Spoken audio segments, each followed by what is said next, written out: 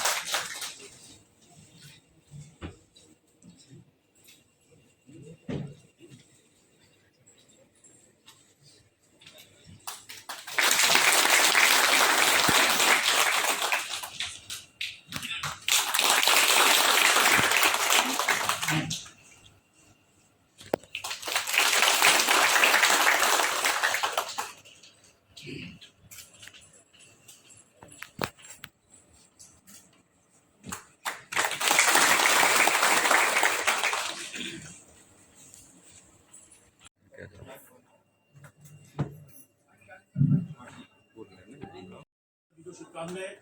आज के इस कार्यक्रम के मुख्य अतिथि हमारे राज्य के मंत्री महोदय, जेडी मंत्री महोदय, परवार साहब,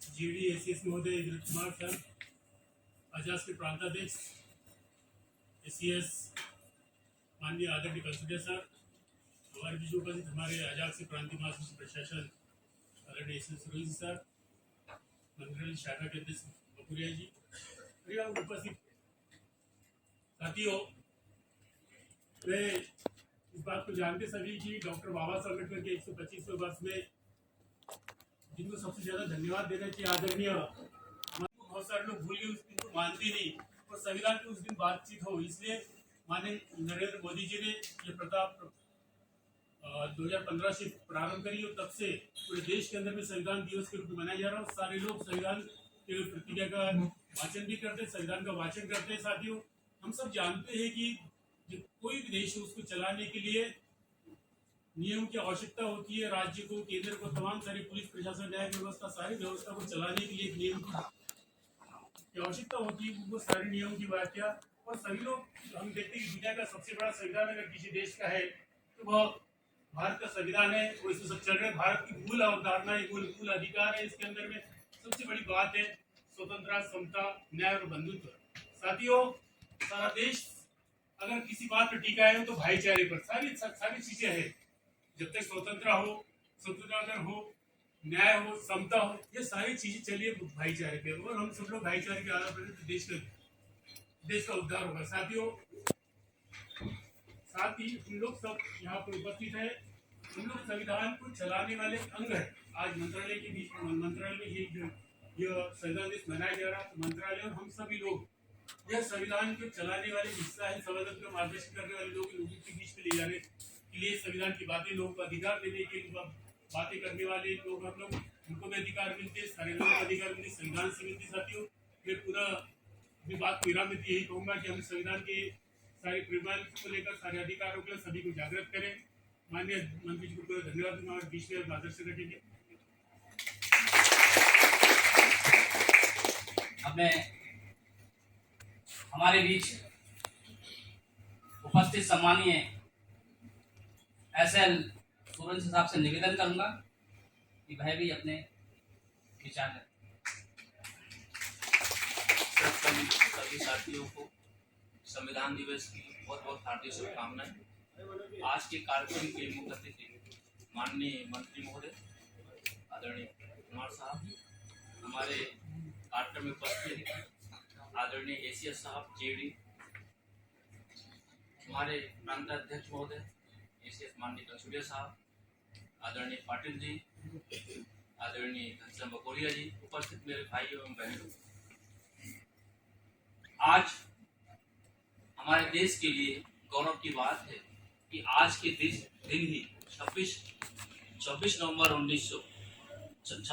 को ही हमारे संविधान को अंगीकृत किया गया है। इस सभी को ज्ञात है कि हमारा संविधान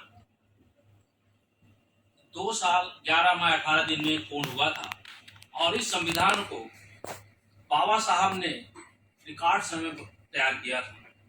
और यह संविधान की जो मूल भावना है समानता, इसमें चाहे आम आदमी हो चाहे प्रधानमंत्री हो, सभी कानून के सामने बराबर है, जो हमारे संविधान के अनुच्छेद 14 में स्पष्ट उल्लेखित है। अब हमारी जो भारतीय संस्कृति है, भारतीय संस्कृति देखिए, हर परिवार में यह होता है कि जो उसकी संपत्ति होती है, किसी परिवार की जो संपत्ति होती है, यदि मान लीजिए किसी भी परिवार में 4 बच्चे हैं, तो उस परिवार की जो संपत्ति है चारों बच्चों में बराबर बांटा जाता है। वो भी हमारे संविधान की मूल अवधारणा है। यह अनुच्छेद चाहे 15 देखें चाहे 16 देखें, 16 में स्पष्ट लिखा है कि चूंकि शासकीय जो सेवाएं हैं, शासकीय सेवाएं हैं, वो सभी आम नागरिकों के लिए उपलब्ध होनी चाहिए, समानता के तहत होनी चाहिए। इसीलिए अनुच्छेद 16(4) में पिछड़े वर्गों के लिए, अनुसूचित जनजाति के लिए प्रतिनिधित्व का प्रावधान किया गया है। इसी प्रकार अनुच्छेद 15 में देखें कि सभी के लिए शिक्षा का समान अवसर है, लेकिन पिछड़े वर्गों के लिए विशेष अवसर उपलब्ध कराने के लिए भी शासन को जो है विशेष प्रावधान करने के लिए छूट देती है। और आप देखें इस समता को प्राप्त करने के लिए, अनुच्छेद 14 को प्राप्त करने के लिए अनुच्छेद 17 में स्पष्ट प्रोविजन किया गया है कि किसी प्रकार का भेदभाव, छुआछूत कानूनी रूप से अवैध है। ये शायद किसी भी देश के कानून में ऐसा नहीं है। अनुच्छेद 19 कहता है कि सभी को, हमारे देश के जितने नागरिक हैं, उनको अपने अभिव्यक्त करने की स्वतंत्रता है, संघ बनाने की स्वतंत्रता है, अपनी बात कहने के लिए स्वतंत्रता है, एसोसिएशन के माध्यम से, स्वयं के माध्यम से। ये इतना खूबसूरत संविधान है कि शायद विश्व का सर्वश्रेष्ठ संविधान है। नेल्सन मंडेला ने कहा था कि हम भारतीय संविधान से सीख लेकर हम यहाँ काले को गोरों से न्याय दिलवाए हैं और अंत में वो राष्ट्रपति बने थे। अमेरिका के राष्ट्रपति बोले थे यदि भारत से कुछ लेना है तो वहाँ का भारतीय संविधान है। और बाबा साहब को उन्होंने सूर्य की उपाधि दी थी।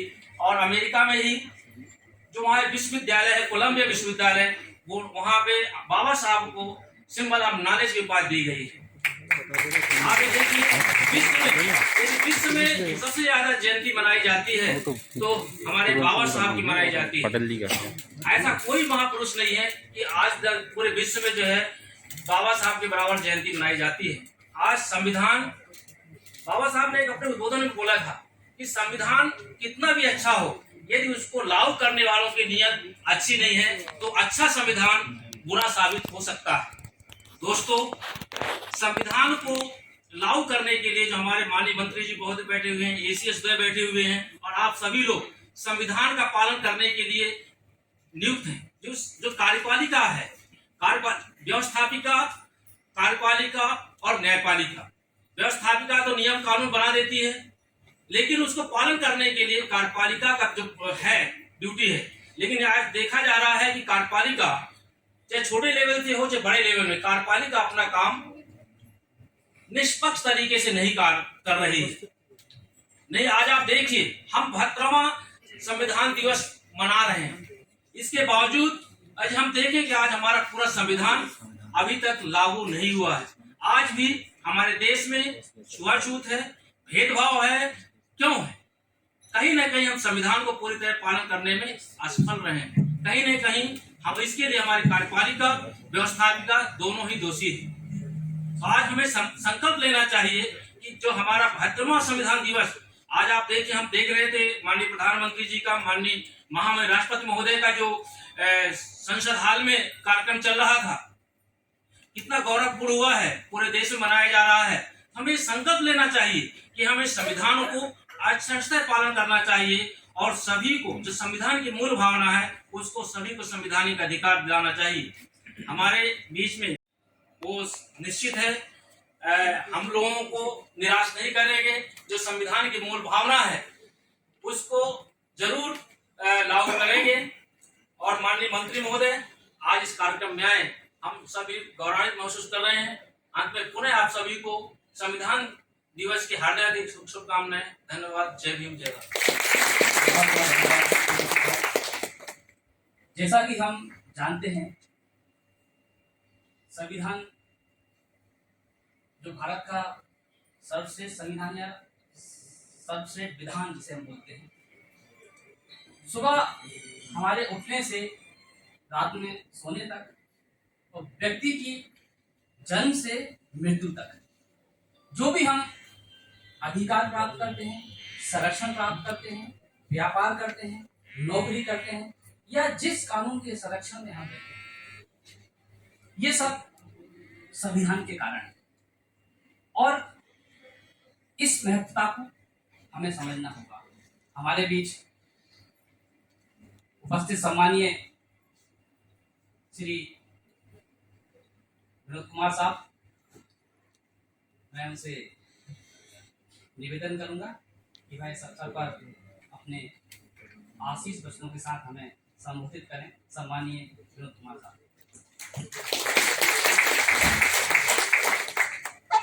संविधान दिवस के इस कार्यक्रम में मुख्य अतिथि आदरणीय हमारे विभाग के मुखिया आदरणीय श्री परमार साहब, मेरे साथी और राष्ट्र के सांसद आदरणीय श्री संसदीय उपस्थित सभी हमारे साथी कर्मचारी बंधु,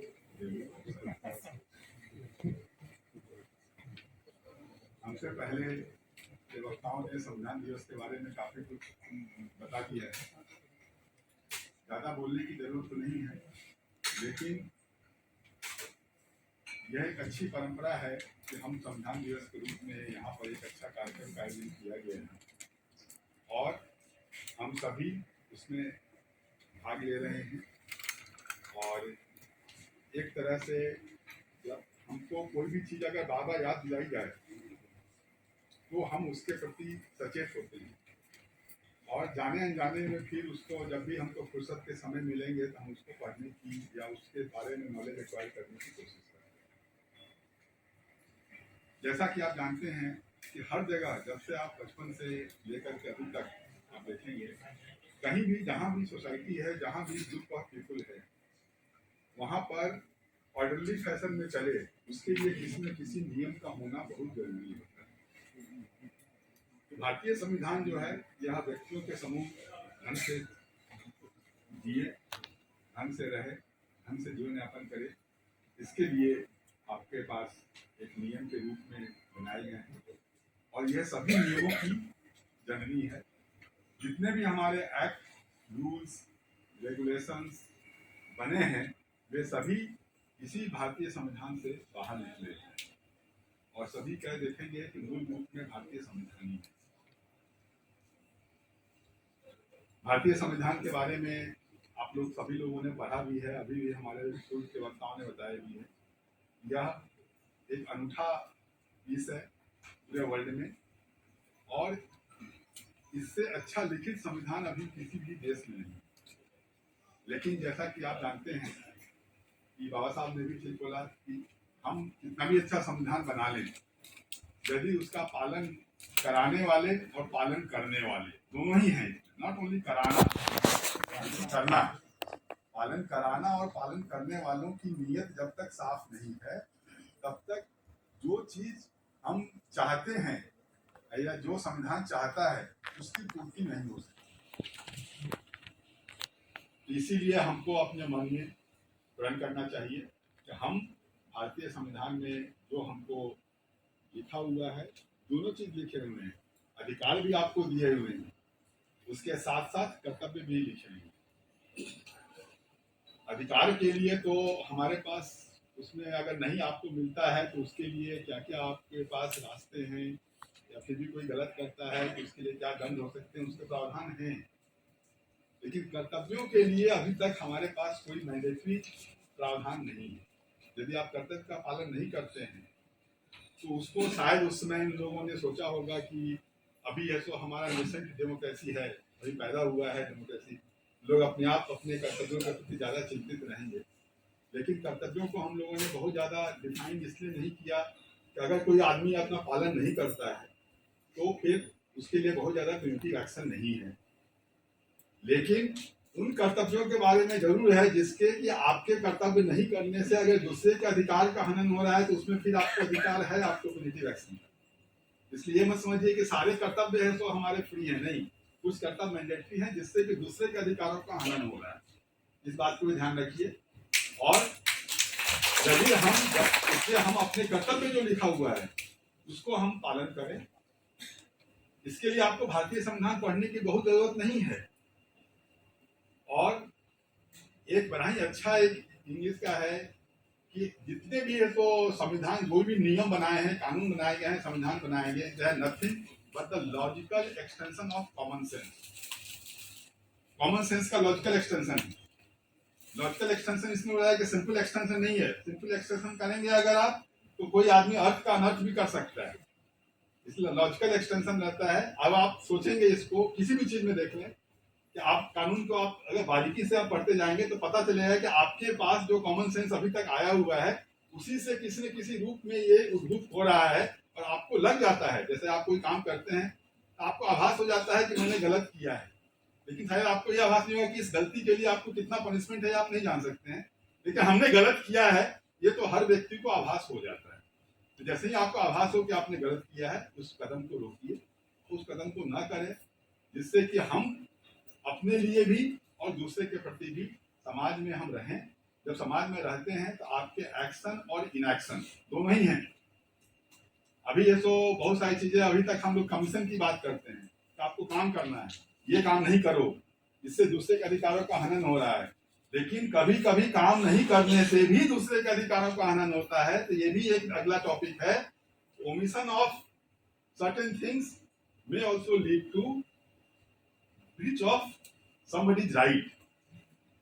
उसके लिए भी हमको सोचना पड़ेगा। तो जैसे जैसे हमारी सिविलाइजेशन बढ़ रही है, हो सकता है कि आने वाले दिनों में कुछ आपके ओमिशन के लिए भी ऐसो हम लोग बाद में प्रोमोगेट करें, लेकिन अभी कुछ ऐसा नहीं है कि आपको ओमिशन के लिए आपको दंड दिया जा रहा है। इसलिए बहुत सारा लोग होते हैं खासकर कार्यालय में कि काम नहीं करो, काम नहीं करने से आप काम नहीं करेंगे तो कुछ में दंड है, लेकिन बहुतों में दंड नहीं है। और शायद आप लोग सोचते हैं कि काम नहीं करने से आपकी जिंदगी ज्यादा खुशी रहेगी, कोई डी नहीं होगा, कोई पेनाल्टी नहीं मिलेगी, ऐसे भी लोग सोचते हैं और हैं ऐसे बहुत लोग।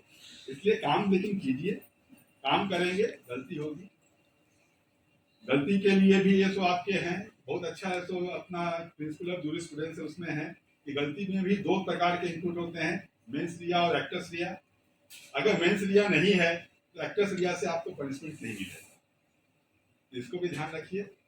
और यहाँ पर तो बहुत अच्छे अच्छे लोग हैं अभी हमसे जो वरिष्ठ लोग हैं, और अभी आप लोग सुनेंगे, उनको सुनिए।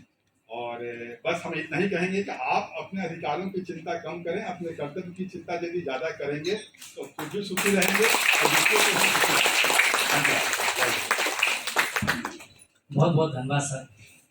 साहब ने जो भी आप लोगों को बताया, अवगत कराया, मुझे एक क्षमा चाहूंगा सर, गालिब साहब का एक शेर याद आ गया कि ये चीज हम पे ब्लॉक होती है कि उम्र भर गालिब यही भूल करता रहा, उम्र भर गालिब यही भूल करता रहा, धूल चेहरे पे थी और आईना साफ करता रहा।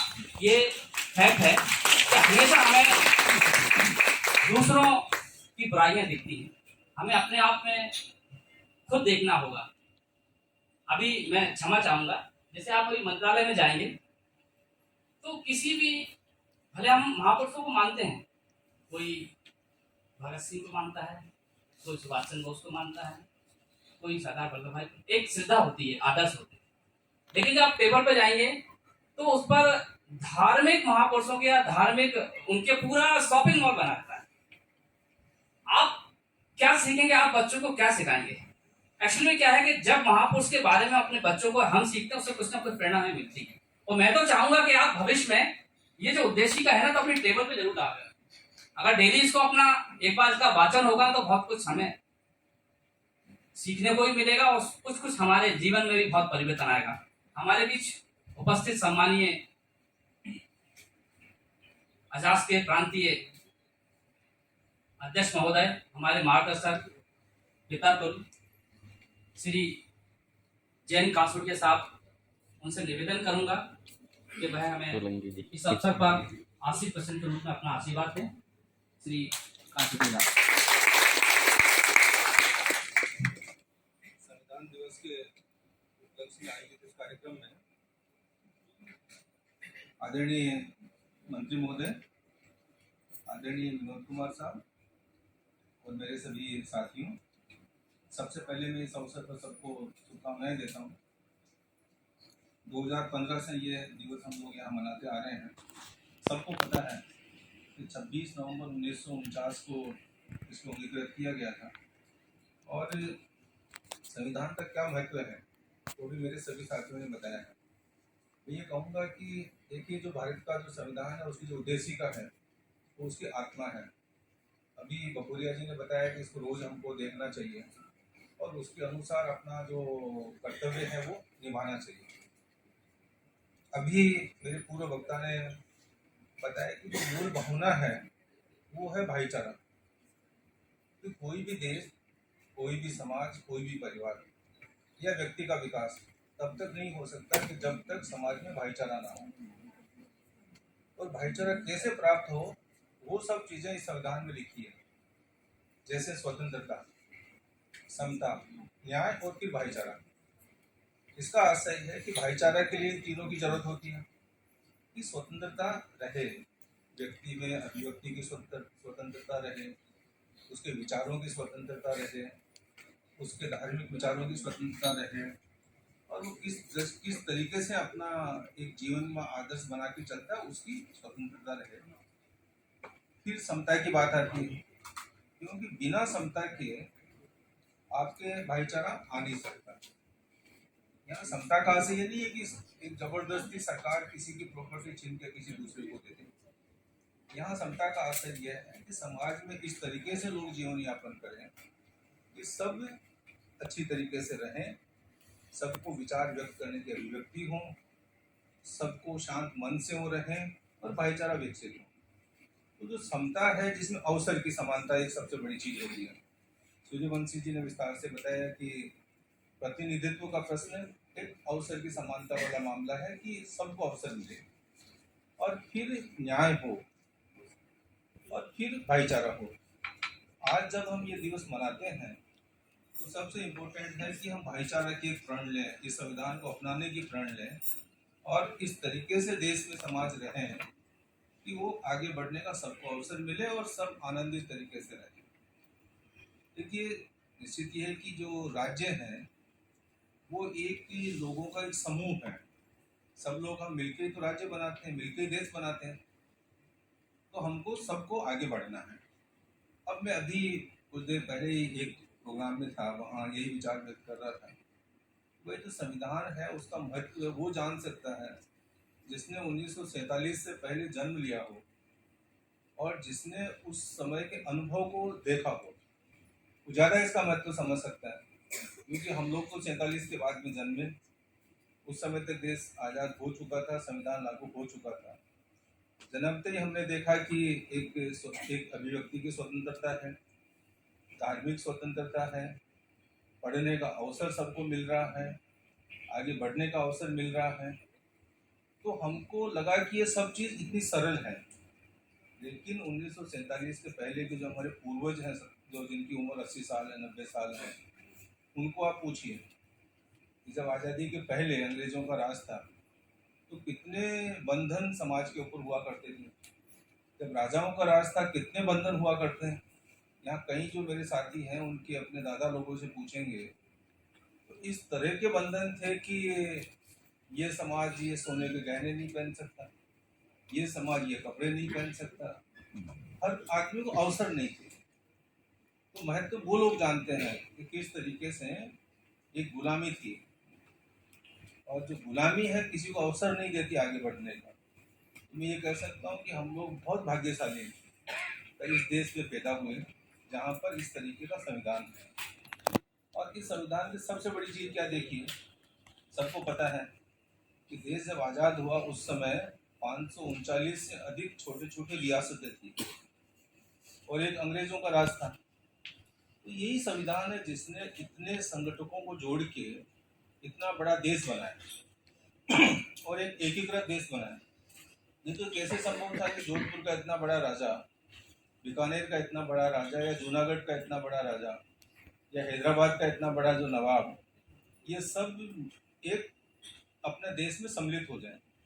ये संविधान की ताकत थी और संविधान की ताकत उस जो राज्य को बहुत बड़ा एक अधिकार देती है साथ में संविधान की ये ताकत जो हर इंसान को सोचने के लिए मजबूर करती है, जब इस संविधान में सबको अधिकार है, मुझे भी अधिकार है और मेरे जो एक सफाई कर्मचारी है उसको भी अधिकार है, एक गरीब को भी अधिकार है, अमीर को भी अधिकार है, तो ये एक संतुष्टि देती है कि हम सब मिलकर इस देश में रहें और हम आगे बढ़ें। उसका परिणाम है कि अपना देश आज इतना विकास कर रहा है। कई लोग ये आलोचना करते हैं कि संविधान ने क्या किया, जैसा कि अभी बकोरिया जी ने एक प्रश्न उठाया था, लेकिन उनको ये नहीं पता कि जब देश आज़ाद हुआ था तो अपने देश में 100 में से 8 लोग पढ़े लिखे हुआ करते थे। जब 100 जन्मते थे तो उसमें से 68 लोग तो 1 महीने के अंदर अंदर मर जाते थे, और जो लाइफ एक्सपेक्टेंसी थी वो लगभग 30-32 थी, मतलब औसत उम्र आदमी की 32 साल हुआ करती थी। इसीलिए खूब बच्चे होते थे, खूब मरते थे। अब आप देखिए कितनी अच्छी स्थिति है, लगभग 80% लोग पढ़े लिखे हैं, उनको पढ़ने की स्वतंत्रता है। अब आदमी 70 से 75 साल के बीच में जीता है, उसकी जो लाइफ एक्सपेक्टेंसी है, उम्र अधिक हो गई है, समझदारी बढ़ गई है, आर्थिक विकास हो रहा है, ये सब हो रहा है। लेकिन इसी संविधान में, जैसा कि सूर्यवंशी जी ने कहा है, कुछ ऐसे प्रावधान भी हैं कि जो सबको अवसर देते हैं, जिसमें एक आरक्षण का प्रावधान है कि जो पीछे छूटा है उसको आगे आने का अवसर मिले। अगर ये अवसर नहीं मिले या ये प्रावधान नहीं हो तो जो गरीब हैं, कमजोर है, उसके दिल में हमेशा कशिश रहेगी कि ये संविधान मुझे क्या अवसर देता है। लेकिन संविधान निर्माताओं ने ये प्रावधान उसमें पहले से किया, जो कमजोर है उसको आगे बढ़ने का अवसर मिले, अशिक्षित है उसके लिए विशेष प्रावधान हो, और साथ ही एक ये भी है कि जो तथाकथित बड़ा इंसान है उसको भी आगे बढ़ने का अवसर मिले। क्योंकि संविधान में आपने देखिए कि जो प्रॉपर्टी का अधिकार है वो ऐसा नहीं है कि किसी से छीन के प्रॉपर्टी दूसरे को दे दे, ये कानूनी अधिकार वो है। सरकार उसमें टैक्स लगा सकती है लेकिन जबरदस्ती नहीं कर सकती, ये बहुत बड़ी चीज है। ऐसा नहीं हो सकता है कि राज्य चाहे तो किसी अमीर का धन छीन के दूसरे को दे दे। तो ये सभी तरह के प्रावधान अपने संविधान में हैं। इस संविधान में महिलाओं को ऐसे अधिकार दिए हैं कि जिस दिन संविधान बना उसी दिन उनको वोट देने का अधिकार, जबकि कई वेस्टर्न के जो कंट्रीज हैं उनको ये अधिकार कई सालों तक लड़ने के बाद में महिलाओं को अधिकार मिला। एक अमीर को वोट देने का अधिकार, एक धनवान को वोट देने का अधिकार, महिला को वोट देने का अधिकार, बिना किसी जाति, बिना किसी संप्रदाय के ये मिला। तो संविधान को समझने की जरूरत है। ये हमारे देश के कानून की आत्मा है। जैसा कि विनोद कुमार साहब ने कहा कि सब नियम, प्रक्रियाएं, संहिताएं सब इसी के अंतर्गत बनती हैं। तो संविधान को हमको समझना है, चाहे विचारधारा कुछ भी हो, लेकिन संविधान को समझेंगे तो हम देश को आगे बढ़ा पाएंगे, और भाईचारा बढ़ेगा तो देश बढ़ेगा। तो इस अवसर पर मैं सबको बहुत बहुत शुभकामनाएं देता हूँ। आदरणीय मंत्री महोदय, आदरणीय विनोद कुमार साहब जो इस प्रोग्राम में आए हैं, सर मैं आपका आभारी हूँ। विनोद कुमार साहब आपका भी आभारी हूँ, आपने समय दिया है। सबको मेरी ओर से शुभकामनाएं।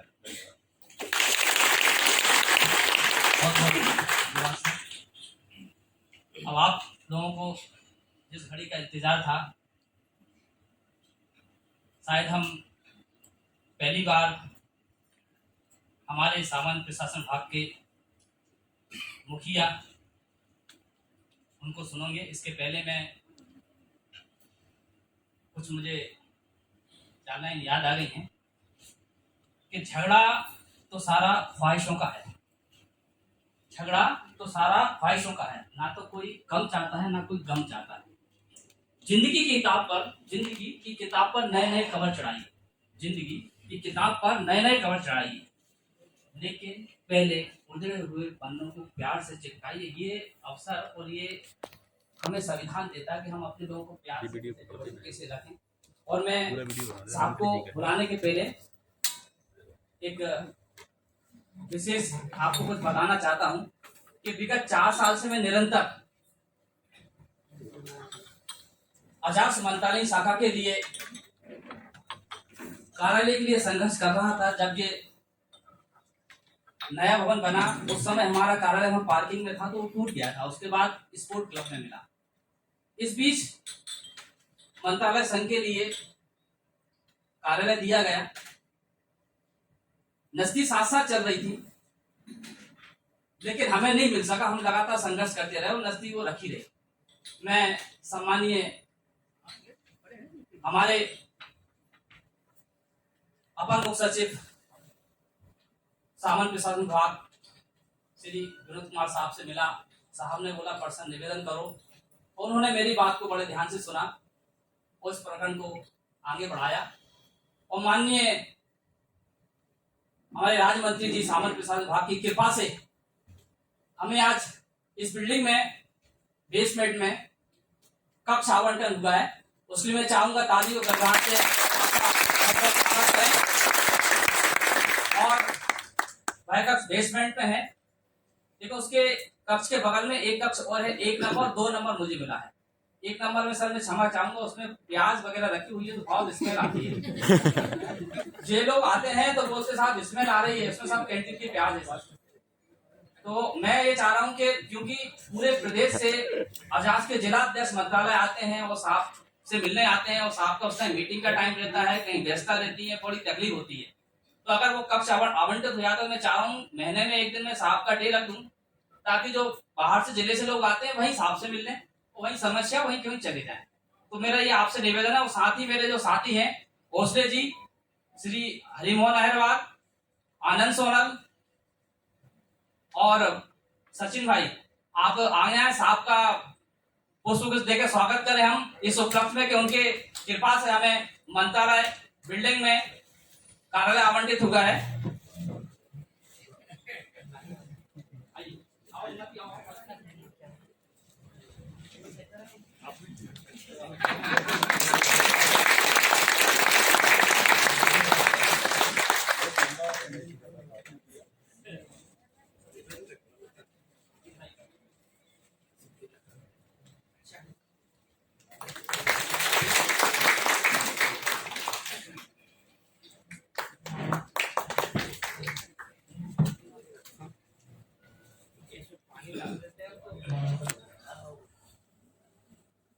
सर ने इस फाइल पर विशेष ध्यान दिया और आपकी कृपा रही और हमारे लिए मंत्रालय में कक्ष आवंटित हुआ। साथ ही क्योंकि आपको मैं बुलाने के पहले सर मेरी कुछ क्योंकि कर्मचारियों की भी इच्छा होती है, और जब हमारे परिवार के मुखिया हमारे पिता तुल संरक्षण हमारे समक्ष हो तो मांगने का हमारा अधिकार बनता है। तो मैं कुछ हमारी मांगे हैं तो मैं आपके समक्ष रखना चाहूंगा।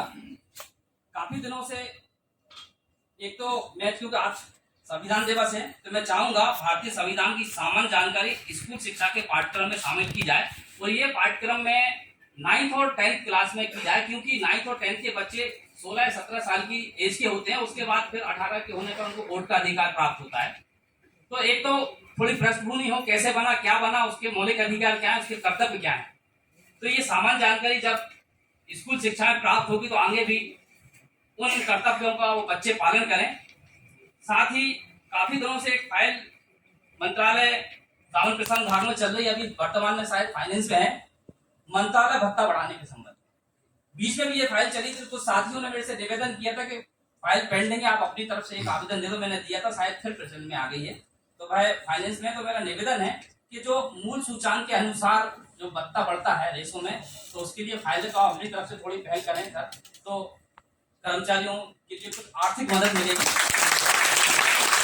साथ ही 2 फरवरी 2021 को मैंने मंत्रालय गेट क्रमांक 1 पर एक गेट मीटिंग रखी थी, जिसमें मेरी कुछ मांगे थी।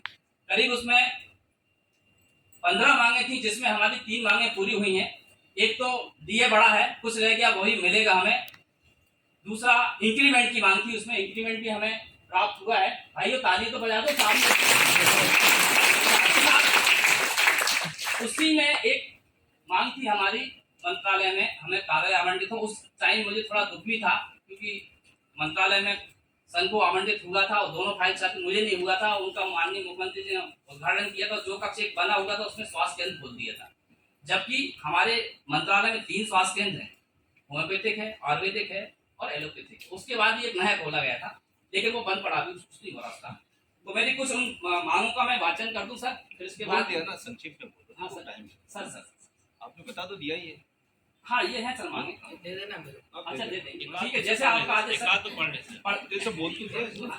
एक तो सर्वप्रथम सर पदोन्नति वाली मांग है, ये शीघ्र हो, ये बड़ा पीड़ा है हमारे इस कंडीशन में हो, जैसी स्थिति में हो, हमें स्वीकार है हमारे साथी, क्योंकि मैं आजाद के प्रति जरूर करता हूं, लेकिन मेरे साथ ओबीसी सामान्य सभी वर्ग जुड़े हैं, उनका कहना है घनश्याम कैसे ही हो, हम तो सब स्वीकार करेंगे, चालू तो हो, ये कहना है कि साथियों एक बड़ी समस्या है, एक ये बड़ी सर जो आदेश का पालन होगा हम उसको स्वीकार करेंगे। फर्जी जाति प्रमाण की काफी शिकायतें सर मंत्रालय में आई हैं, और उसमें होता क्या है कि कोई भी आवेदन दे देता है, फाइल चलती है और वो आदिम जाति कल्याण विभाग को फाइल जाती है और छाननी समिति। ऐसी स्थिति में क्या होता है कि अगर किसी की शिकायत आए तो संबंधित को बुलाओ, या शिकायत उस पे प्रमाण पत्र हो, एफिडेविट पे हो, और आपकी शिकायत इसकी भरपाई के लिए, अगर वो भरपाई नहीं कर पाए, ऐसी स्थिति में फाइल बढ़, उसको पता ही नहीं व्यक्ति को, और सीधे छाननी समिति फिर क्या होता है सर, पुलिस के साथ कंप्लेंट आए तो आगे बढ़े, हाँ। कोई भी दे देगा सर, कुछ भी कर। हाँ, होता क्या है, फिर थाने का व्यक्ति वहां जाता है, आपकी जाति प्रमाण पत्र फर्जी शिकायत आई है, थाने चलिए। ऐसी स्थिति हमारे बीच मैडम बैठी होंगी, बड़ी दिक्कत, खासतौर मैडम को टारगेट ज्यादा होता है। एक बार मैं रसी मैडम से संबंध मिला था, उन्होंने फिर कोई वकील था उसको डांटा भी था, फाइल कर गई थी, तो कोई भी वकील कहीं से देख लेता महिलाएं हैं, कुछ भी उल्टा सीधा देखना, ब्लैकमेल करना, ये भी होता है। दूसरा है मंत्रालय में कुली, भ्रत, चौकीदार आदि शासकीय सेवकों में नियमित किए जाने संबंधी रोस्टर का पालन हो सके। रोस्टर का पालन वर्ष 2005 के बाद नियुक्त शासकीय सेवकों की पुरानी पेंशन लागू हो, अगर इसमें कोई समस्या है तो भारत सरकार को प्रस्ताव है। इसी बड़ी पीड़ा है सर, सभी की पीड़ा। मार्च 2020 में लंबित सेवानिवृत्त सत्यों के पेंशन का, ये बड़ी समस्या है सर, एक 1.5 साल लोगों को पेंशन नहीं मिल रही, बहुत हमारे लोग भी परेशान है, सभी परेशान है। तो ये क्या समस्या है, इसका निराकरण आवश्यक है। और ये भी ये दोनों जांच तो सही, लेकिन वो फोटो वोटो इतना लिस्ट बना दिया सर कि वो फीड करते करते सालों निकल रहा है। अच्छा, दूसरा सर एक और है, ये हमारे दोनों मतलब सत्ता और प्रतिपक्ष दोनों की मांग रही है, ये संघों की, कि मंत्रालय में विभागाध्यक्ष व अन्य कार्यों से संलग्न जो शासकीय सेवक हैं, तो संघीकरण थोड़ा उस पर विचार किया, उसको समाप्त किया जाए। नहीं सर, हमें इसमें समस्या ये सर, संलग्नीकरण आवश्यक है, कोई दिक्कत नहीं सर, लेकिन उनका रीसफल होना चाहिए सर। हमको जब 5 साल के बाद किसी सीट से हटा दिया जाता है, तो कोई अटैचमेंट वाला भी है तो उसको भी हटाया जाए। 25-25 साल होगा सर एक ही सीट पे बैठे, ये बहुत बड़ी बात है। मंत्रालय सेवा के शासकीय सेवाओं को 100% आवास उपलब्ध कराने एवं भविष्य में नियुक्ति आदेश के साथ ही आवास मिले। होता क्या है सर, खासतौर पर लड़कियों के साथ बहुत समस्या होती है। हम संरक्षण की बात तो करते हैं, उनकी सुरक्षा की बात करते हैं, क्या है कि अब कोई बालाघाट से, कोई मंडला से यहाँ किराए के मकान में रहती है, बड़ी दिक्कत होती है। सर जैसा आदेश आपका,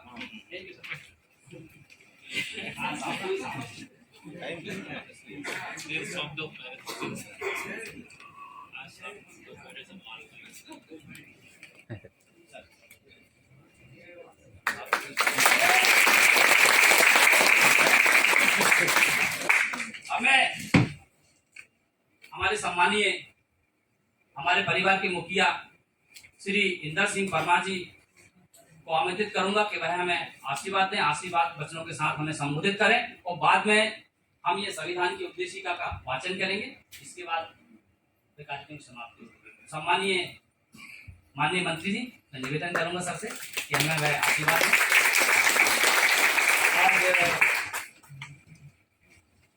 संविधान दिवस है, आप सबको संविधान दिवस की शुभकामना देता हूँ, बधाई देता हूँ। आज इस कार्यक्रम में हमारे बीच में सामान्य प्रशासन विभाग के CS विनोद कुमार जी, हमारे दूसरे SCS कंसोटिया जी, जो अजाक्स संगठन के प्रदेश के अध्यक्ष भी हैं, सम्मानित सूर्यवंशी जी, पाटिल जी, घनश्याम जी, उपस्थित सभी पदाधिकारीगण और मंत्रालय के कर्मचारी संघ क्या है, उनके हमारे अध्यक्ष, सबको नमस्कार। आज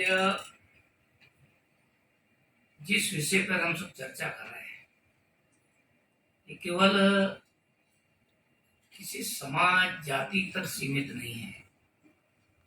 यह विषय संपूर्ण भारत के सभी लोगों के लिए महत्व का है।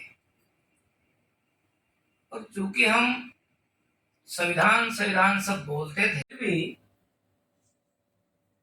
भारत के संविधान ने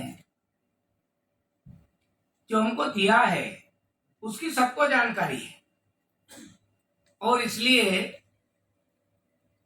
जब देश का संविधान बना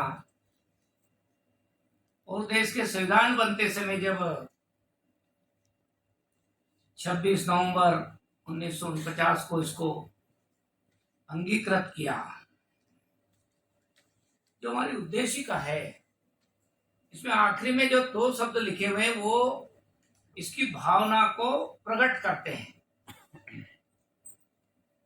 एतद् द्वारा संविधान को अंगीकृत, अधिनियमित और आत्मसमर्पित करते हैं। मतलब यह संविधान सौंपा नहीं गया, थोपा नहीं गया। यह संविधान हम सबने मिलकर के स्वीकार किया है, अंगीकृत किया है। और यही सबसे बड़ी इस संविधान की विशेषता है। यह संविधान, हमारा संविधान इसलिए भी महत्वपूर्ण है कि इसमें हमने युगानुकूल परिवर्तन करते हुए, यानी जो हमारे संविधान निर्माता थे, विशेष जिसमें भूमिका डॉक्टर भीमराव अंबेडकर जी की थी, उन्होंने युगानुकूल परिवर्तन, जो हमारी बुराइयां थी, जो कमियां थी, किसी न किसी कारण से समाज में आ चुकी थी, उनमें युगानुकूल परिवर्तन कैसे हो जाए और जो अच्छाइयां थी उन अच्छाइयों को, जो भारत की, अपने देश की हजारों साल में भी कोई अच्छाइयां थी तो उसको भी स्वीकार किया गया है। ये मैं समझता हूं कि भारत की उस वसुधैव कुटुंबकम की, हजारों साल पहले लोग दुनिया के बारे में जब चर्चा करते थे तो वसुधैव कुटुंबकम की चर्चा करते थे, उसके मूल भाव को भी भारत के संविधान में सम्मिलित किया गया है। इसलिए हम जब देखेंगे कि जगह जगह जब अध्याय शुरू होते हैं तो कोई ना कोई चित्र उसमें प्रदर्शित कर रहे हैं, और वो चित्र का भाव वही है कि जिन लोगों ने, चाहे पहले या बाद में, समाज जीवन में कुछ अच्छा काम किया है, वो इस संविधान निर्माण करते समय सबकी दृष्टि में थे, ओझल नहीं हुए थे। और इसलिए हमारा संविधान आज दुनिया का सबसे सर्वश्रेष्ठ संविधान के रूप में हम सब जानते हैं। और मैं समझता हूं कि बाबा साहब अम्बेडकर जी ने केवल अधिकार नहीं तो कर्तव्य का पथ भी हमको सिखाया है, हमको दिखाया है कि हम किस कर्तव्य के पथ पर बढ़ेंगे तो हम अपने लोगों की, यानी अपने वो लोग जो आज भी सक्षम नहीं है, अपने वो लोग जो आज भी हमसे पीछे हैं, उनको हम हाथ पकड़ के दौड़ में शामिल कैसे कर लें, हमारे बराबरी पर खड़ा कैसे कर लें। ये केवल सरकार नहीं, ये सारे समाज का दायित्व बोध कराने का काम भी भारत के संविधान ने हमको सिखाया। और यही मैं समझता हूं कि हम सब के लिए प्रेरणा भी है।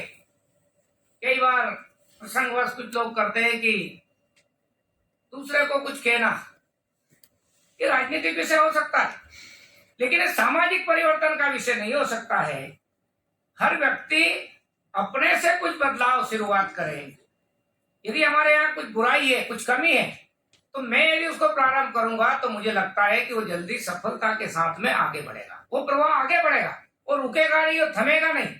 समाज उसको स्वीकार करेगा कि हमारे यहाँ बुराइयां थी। पहले बाल विवाह की बड़ी कानून बना तो क्या हुआ,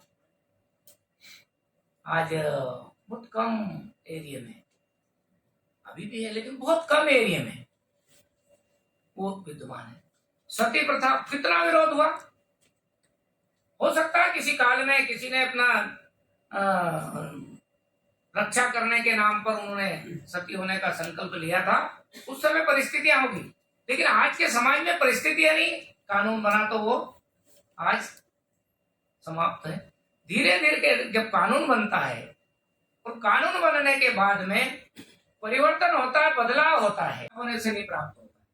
कौन किस स्कूल में पैदा हुआ है, कौन कहां पर पैदा हुआ है, इन्होंने नेहरू जी को सुझाव देकर के कि दुनिया में आप संविधान बनाने के लिए ढूंढ रहे हैं आप योग्य आदमी, मैंने कहीं पढ़ा इसलिए उल्लेख कर रहा हूं, हो सकता है मैंने गलत पढ़ लिया हुआ, लेकिन जो महात्मा गांधी का भाव था कि भाई अपने देश में एक ऐसे विद्वान आदमी है, हो सकता है उनके व्यक्तिगत मतभेद रहे होंगे, लेकिन उन्होंने ही नेहरू जी को सुझाव दिया एक बार डॉक्टर भीमराव अंबेडकर को जरा बात, और नहीं तो हमारे देश के जो परंपरा है कि विदेशियों तरफ देखने की, दुनिया के दूसरा देश का कोई व्यक्ति आकर के हमारे देश का संविधान निर्माण कर दे, शायद यदि ये घटना होती तो आज भी हम ऐसा संविधान प्राप्त नहीं कर सकते, ना हमको ऐसा अधिकार।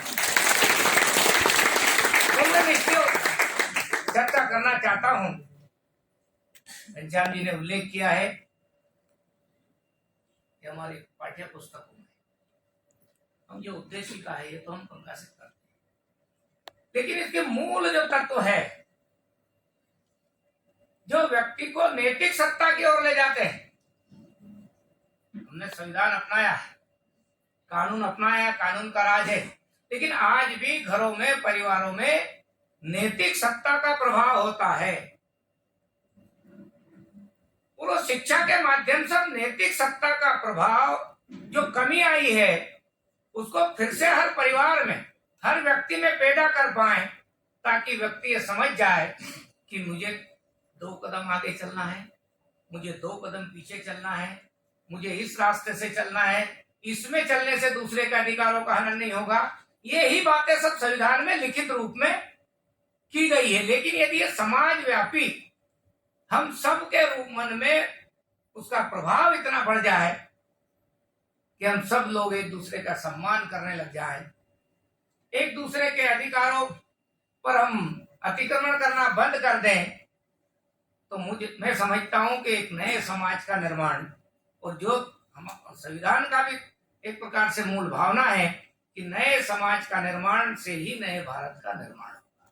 वैसा समाज निर्माण जिसमें सामाजिक न्याय भी हो, सामाजिक समरसता भी हो, इन दोनों को समाहित करते हुए हम अपने देश को दुनिया का सर्वश्रेष्ठ देश कैसे बना सकें, उसमें हमारी भागीदारी कैसे सुनिश्चित कर सकें।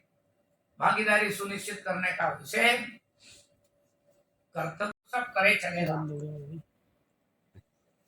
लेकिन सामाजिक विषमता का उल्लेख मैं बार बार जी ने बताया है। बहुत कुछ हम परिवर्तन कर चुके हैं, लेकिन अभी भी कहीं कहीं ऐसा भाव जब आता है तो ऐसा लगता है कि हम संविधान की मूल भावना के साथ में नहीं चल रहे हैं। लगता है, हमको लगता है कोई भी गलती करता है एक व्यक्ति के नाते, हालांकि कानून ने अधिकार दिया है, कानून में कहा गया है कि उसको दंड मिलेगा, उसको वो करेंगे, लेकिन ये विषय आना नहीं चाहिए। समाज ऐसा निर्माण हो जाए कि जहां पर अब इस आधुनिक भारत में वो जो किसी काल का, किसी समय का विषय लेकर चल जाए, हम नए भारत के निर्माण में नए संकल्प के साथ आगे बढ़ने की बात को स्वीकार कर लें। और मैं एक बात कह करके, जो जितनी भी गलत धारणा, एक से जितनी भी गलत धारणाएं देश में या समाजों में, उन गलत धारणाओं को जिंदा समाज यदि समाप्त नहीं करेगा तो समाज कभी भी आगे नहीं बढ़ सकता है, देश कभी आगे नहीं बढ़ सकता है। इसलिए हर परिस्थिति में हमको उन गलत धारणाओं को, गलत मान्यताओं को ठीक करते हुए, अपने आप में सुधार करते हुए, और जो सुधार करने की प्रक्रिया है मैं अपने स्वयं से प्रारंभ करूंगा, इस भाव को लेकर चलेंगे तो मैं समझता हूं कि बाबा साहब अम्बेडकर का जो स्वप्न है अच्छे समाज निर्माण का, ऐसा समाज या शोषण नहीं हो, ऐसा समाज या भेदभाव नहीं हो, आर्थिक भी और सामाजिक भी, इस प्रकार का हम समाज निर्माण करने का संकल्प आज के दिन लेकर के और नए उत्साह के साथ में, क्योंकि यह वर्ष आजादी का अमृत महोत्सव मना रहा है। और इसलिए जब कंसोजा जी बोल रहे थे तो मुझे 1857 का जो प्रथम समर था, स्वतंत्रता संग्राम था, उससे लेकर आगे की कुछ कड़ियां मुझे लग रहा था कि सचमुच में जिन लोगों ने कष्ट झेले, जिन लोगों ने कष्ट उठाए और जिसके कारण हम अपना संविधान बनाने का स्वप्न पूरा कर पाए, तो उन लोगों को भी हमें स्मरण करने का वर्ष है। आज भी कई लोग समाज जीवन में हमारे आसपास ऐसे रहे हैं जिनको शायद कोई नहीं जानता है। इतिहास के पन्नों में वो नहीं आए हैं, लेकिन गली मोहल्ले में, चौराहे पर लोग जानते हैं कि हाँ, हमारे गांव से एक ऐसे व्यक्ति थे जो आजादी के आंदोलन में, जो अंग्रेजों के खिलाफ लड़ाई लड़ने में, सामाजिक परिवर्तन के काम में, स्वदेशी के आग्रह में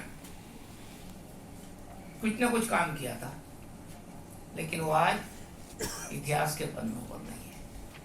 यह वर्ष उन ऐसे ही महान लोगों को जो इतिहास में दर्ज है उनको भी, और जो इतिहास में दर्ज नहीं कर पाए किसी न किसी कारण से, उनका सबका स्मरण करते हुए हमारे उस संघर्ष को, उस बलिदान को, उन कठिनाइयों को और भारत की वो विभाजन की विभीषिका जिसमें कितने लोगों ने कष्ट सहन किए थे, कितने लोगों ने कष्ट झेले थे, उन सबका स्मरण करने का वर्ष है, ताकि हम अपने आगे आने वाली पीढ़ी को उन कष्टों के बारे में, उस संघर्ष के बारे में, उन आंदोलनों के बारे में, और जो डॉक्टर भीमराव अंबेडकर जी ने अपने जीवन में सामाजिक संघर्ष किया, उसके बारे में आगे आने वाली पीढ़ी को सकारात्मक ढंग से बता सके, सही इतिहास बता सके, सही उदाहरण के साथ बता सके। और वो इसलिए जरूरत है कि कभी कभी लोग महापुरुषों के नाम पे एक दूसरे को भड़काने की कोशिश करते हैं, गलत धारणा को प्रचारित करने की कोशिश करते हैं। जब हम लोग किसी से कोई विषय बनता है तो व्यक्तिगत झगड़ा हो गया प्रॉपर्टी को लेकर, परिवार में भाई भाई गाली गलौज कर बैठते हैं, वो नियति थोड़ी है परिवार की, वो अपवाद है।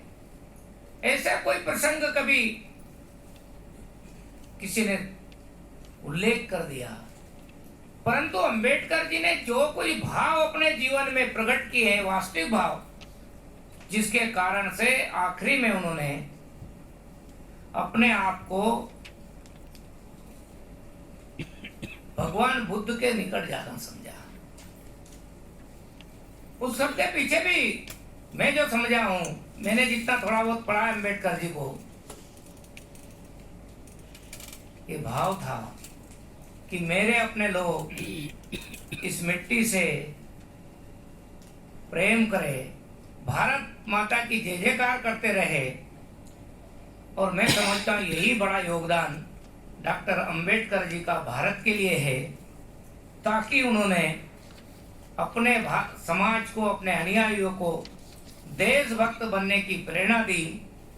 और ये प्रेरणा से बड़ा और कोई काम नहीं हो सकता था। ऐसे व्यक्ति ने हमारे बीच में संविधान दिया है, तो निश्चित रूप से संविधान भी सबको जोड़ने के लिए है। कई लोग गलत व्याख्या करके कभी कभी प्रश्न छेड़ते हैं, जाकर के सुप्रीम कोर्ट में उसकी व्याख्या सही हो पाती है। लेकिन मैं समझता हूँ कि जो व्यवस्था डॉक्टर भीमराव अंबेडकर जी ने की थी, क्योंकि मैं सबका अलग से बोलना नहीं चाहता हूँ, लेकिन मेरा भाव यही है कि जब तक आप अपने उन लोगों को जो हमसे नीचे के पायदान पर, उनको साथ खड़ा नहीं कर लेंगे, यानी सरकारी व्यवस्था से जो कुछ होना होगा, लेकिन हमारा भी कर्तव्य बनता है।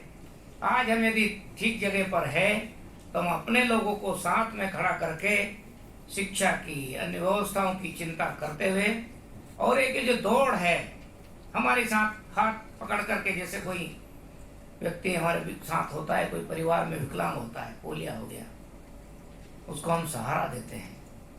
सचमुच में आज ऐसे सब लोगों को सहारा देने की जो जरूरत है, उसमें हमारी सबकी भूमिका है। मैं आज के इस दिन यही इस संकल्प लेने का आग्रह करता हूं कि हम अपने जीवन से जाने अनजाने में भी ऐसा शब्द, ऐसा विषय, क्योंकि ये जो सामाजिक परिवर्तन की प्रक्रिया है सब दूर चल रही है, और सामाजिक परिवर्तन की प्रक्रिया मतलब सामाजिक न्याय और समरसता। और सामाजिक न्याय और समरसता जहाँ पर लोग मानते थे, वह तबका, वह वर्ग इसको ज्यादा जल्दी से कर ले, उसके लिए देश में, समाज में बहुत बड़ा वर्ग भी काम कर रहा है कि समाज में किसी के प्रति, चाहे वो SC हो, ST हो, के साथ जो जिस प्रकार का भेदभाव का वातावरण था वो जल्दी समाप्त हो। और मुझे ऐसा विश्वास है, अलग अलग मत भिन्नता होती है, मैं जिस वर्ग का हूं, मैं कोई उपदेश दूंगा तो दूसरे वर्ग वाला उसको नहीं सुनेगा, लेकिन मैं जिस वर्ग में हूं, मैं मेरे वर्ग वालों को कहूंगा कि आप गलत कर रहे हो, कड़ाई के साथ कहूंगा कि ये समाज निर्माण का हमारा संकल्प ऐसा नहीं है। समाज निर्माण का संकल्प हमारा ये है, संविधान की मूल भावना ये है, तो संविधान के प्रति भी श्रद्धा बनेगी, बाबा साहब अम्बेडकर के प्रति भी श्रद्धा बनेगी, और बाबा साहब अम्बेडकर ने अधिकार देने का काम सबके लिए किया है। इसलिए देश के महापुरुष है, हमारे राष्ट्रीय पुरुष है, उनके योगदान को हम कभी भूल नहीं सकते हैं। आगे आने वाला भारत भी, नया समाज जिस निर्माण की हम संकल्प को लेकर के काम करते हैं, और भारत के प्रधानमंत्री जी ने जिस प्रकार से उनके 5 केंद्रों को विश्व पटल पर स्थापित करने का निर्णय किया है, निश्चित रूप से वो अंबेडकर जी के विचारों को जन जन तक पहुंचाने के लिए, क्योंकि अंबेडकर जी के विचार और संविधान, इसको हम अलग नहीं कर सकते, ये जुड़ा हुआ विषय है। इस समय कभी एक जगह गया था, तो एक जगह, क्योंकि हम उन शब्दों का हम थोड़ा हेर फेर करके उपयोग करते थे, क्योंकि हम राजनीतिक पार्टी के कार्यकर्ता हैं, तो हम जब व्यक्ति निर्माण की बात करते हैं, जोड़ने की बात करते थे, तो हम कहते थे भाई पहले व्यक्ति से व्यक्ति जुड़ता है, फिर वो समूह में जुड़ता है, यानी जो संगठन है, पार्टी, उसमें जुड़ता है, और आखिरी में तीसरी स्टेज जो उसकी आती है, वो आती है विचार से जुड़ना। इसी प्रकार से जब सब लोग कहते हैं कि बुद्धम शरणम गच्छामि, संगम शरणम गच्छामि, धम्मम शरणम गच्छामि, जो मैंने पहले जो 3 बातें बोली और बात की है, तो तीनों बातें लगभग समान भाव के साथ है कि जो विचार है, उन विचार में अपने आप को समाप्त कर देते हैं, तो विचार आपको ठीक जगह पर स्थापित कर देगा और वो सम्मान दे देगा। उसके लिए मुझे अलग से कोई संघर्ष या कुछ बात करने की जरूरत नहीं रहेगी। और मैं समझता हूँ ये भारत की आत्मा है, उस भारत की आत्मा के हम सब लोग निकट पहुँचने के लिए काम कर रहे हैं। और आपने मुझे आज बुलाया, अच्छा लगा, आनंद आया। थोड़ा 4-5 मिनट लेट जरूर हुआ था, मैं उसके लिए आपसे क्षमा चाहता हूँ, लेकिन संविधान दिवस की आप सबको अनंत शुभकामनाएं पुनः देता हूँ। जय हिंद, जय भारत। हमने हमारे बीच उपस्थित सभी अतिथि, जैसा कि भारतीय परंपरा है कि कोई भी अतिथि आता है उसका स्वागत करते हैं, और जब वो हमारे पास से जब जाता है तो कुछ ना कुछ हम उन्हें स्मृति के रूप में भेंट करते हैं। तो इस अवसर पर मैं हमारे अतिथियों को संविधान की पुस्तक भेंट करना चाहूँगी, और साथ में उसमें एक जात पात का विनाश और बाबा साहब का दर्शन।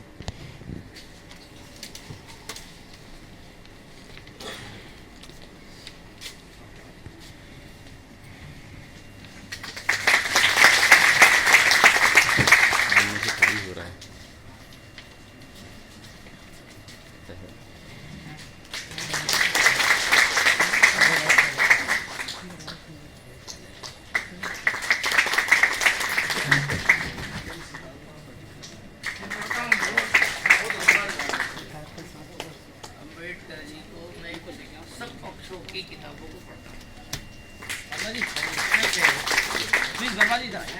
आप भी अरे क्या है कि जैसा मुझे कोई काम में रुचि है तो मैं भैया आप अब नेतृत्व करेंगे मंत्रालय का, तो ये आपके लिए बहुत जरूरी है।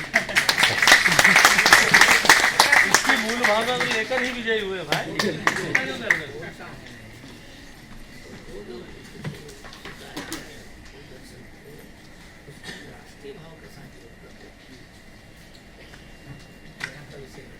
मैं बोलता हूँ खुल के बोलता हूँ, क्योंकि वहाँ की जरूरत है उसको। सर मैं चाहूँगा कि हम संविधान की किसी का आपसे ही आप बड़े आप लोग दोहराएंगे सर आप